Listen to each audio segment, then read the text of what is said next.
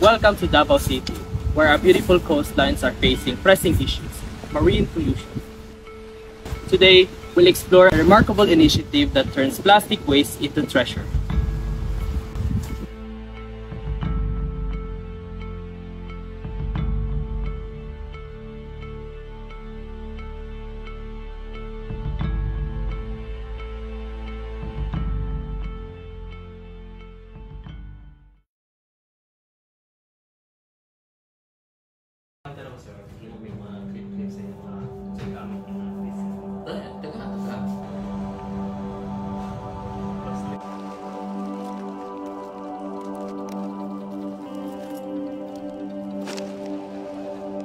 The Bantay Dagat are the front lines dedicated to clean our shorelines and to protect our marine life.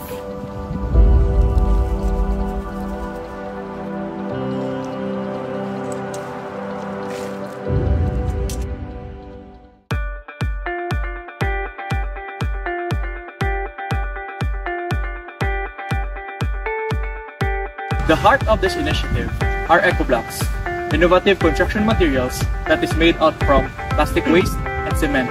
They offer an eco-friendly alternative for local builders.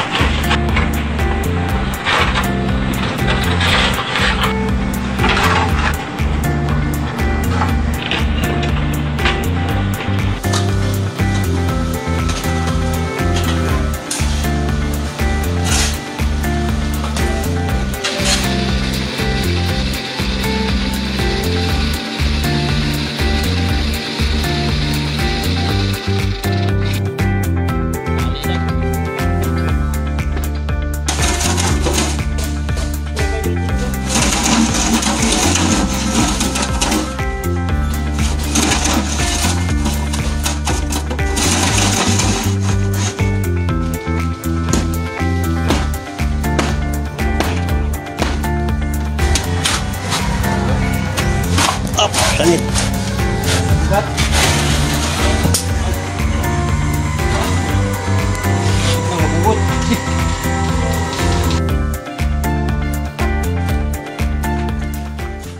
This isn't just about building, it's about defining waste management and sustainability in our community.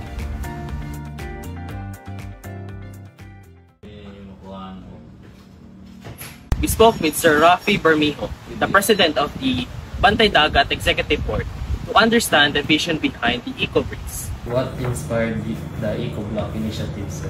What inspired? Actually, siyempre, para sa ako manggod, ulay laing paingnan na when rain pours, anuron mo na kay mga light material man na siya, so anuron na siya sa kanal. Paingon na sa atong creek, paingon na sa rivers. Wa mo na laing paingnan, paingon gina siya sa dagat. Now, if tanan, ingunana, wala na yung mag-volunteer to clean it up, problema na. Dili na ako na siya problema. Problema na sa akong mga apo. So, kung dili na nato buhaton, kinsa may mubuhat na. Kung dili na nato buhaton karon, then when? Ang Philippines, we are actually the #1 pollutant in the world in terms of marine litters. Tungod na sa atong kinaiya tingi-tingi, kana ganing mupalitag tuyo, tingko, plastic, abay. No, mupalitag isda sa palengke, sudlan, plastic, labay. Atong shampoo, atong mga junk foods, 5 pesos, pag open, labay. So, we became #1 pollutant, no, in the world sa ganang ginatawag na itong plastic litters. Kita din is Davao City, City Government of Davao, na especially during the time of Mayor Inday Sara, she issued an executive order declaring all Saturdays as Ocean Cleanup Day. Kada Sabado, na siya mga gipang hire ng mga volunteers nga magpunit ang mga basura sa ubang tao na gikan sa dagat kada Sabado sa buntag. Problema nato, siyempre, ato mo na siyang pag makuha na nato, dili man na nato ilabay tanan. Kaya ginapapunit nato sa ilaha ang katong ginapasegregate nato itong mga especially itong plastic. Sa una, wala pa ning facility, ato na siyang ginatapo paghuman, ato nang dadon dito sa junk shop. Kunya na mga panahon nga ang junk shop dili mo palit. So atong i-donate dito sa mga processor natay na Winder Corporation ba na kanang gahimog mga school desk, gina-donate nato dito kung dili mahalin. Naapot sila time nga overstock, di po sila dawat. Kung sa'y tendency, ang ganang plastic, ato nang ilabay sa sanitary landfill. Pag abot dito, kayon na sa mga scavengers, ilan na po nang ibutang sa sako, kailan na pong dadoon without knowing, na dili na dahil palit ang mga junk shops. So, paglata sa sako, ang unod anang nga plastic, kini nga klase sa plastic, 500 years din mo ni siya malata. So muadto na po na sa kanal, kaya naman na nila ibutang sa kanal. Pag ulan, matingalata, tibok Davao baha. That actually inspires me to do my own initiative to clean this ocean away from plastics. We are lucky because the government of Japan na sila'y ginatawag nga Healthy Oceans and Clean Cities Initiative. So ang UN Habitat Philippines nangita og mga pilot areas na sila'y gihatag nga pundo 5 million pesos. But that 5 million is purposes of establishing a recycling facility for plastic. So sa atoa, para di na nato malabay sa sanitary landfill ng plastic, muna gi-establish na to ni. Mao na siya actually ang 5 million in the whole facility. My God.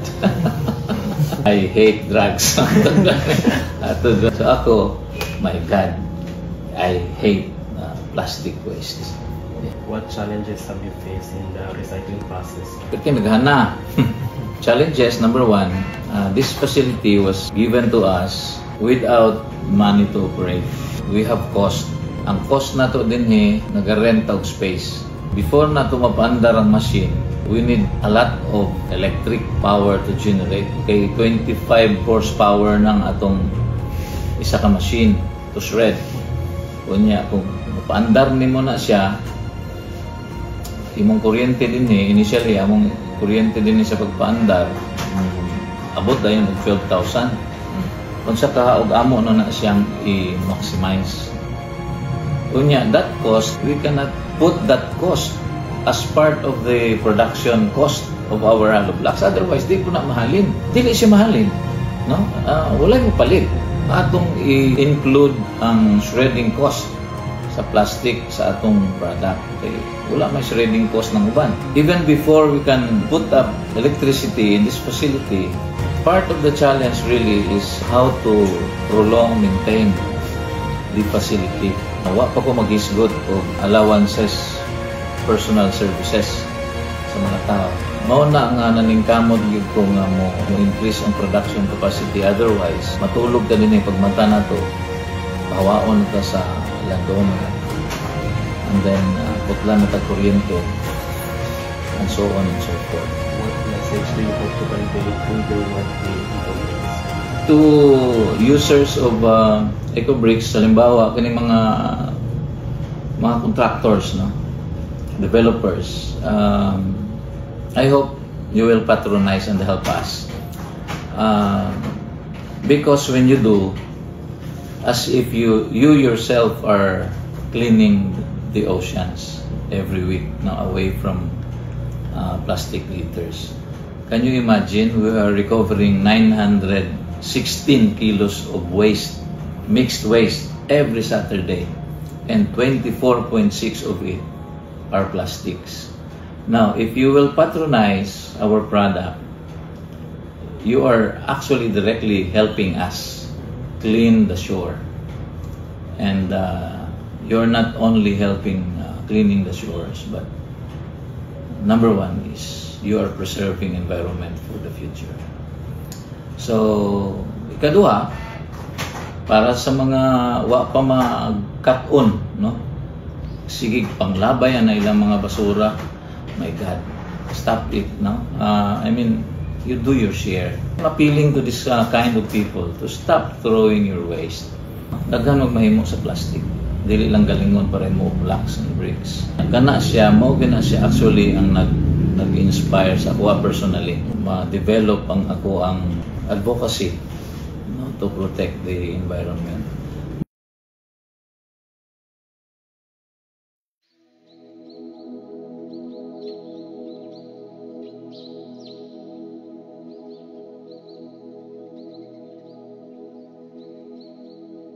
Eco-blocks are more than just a product. They represent creative resilience and innovation in the face of environmental challenges.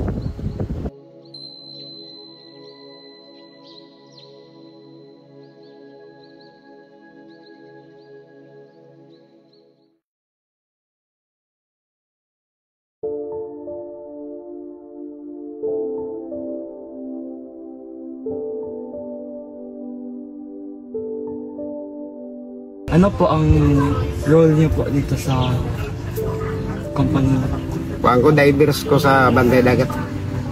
Salom sa mga basura. Yan, mga kinaleksyon na mo nga mga plastic na mo dalon dire. Ina-classify na mo. Katora pong magamit dire, plastic o butilya. Ihalo para sa lublak ba? Galing.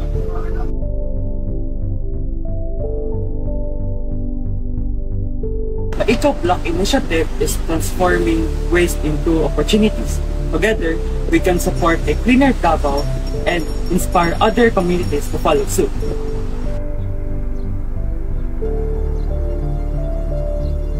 Join us in this mission to protect our ocean and promote sustainable practices.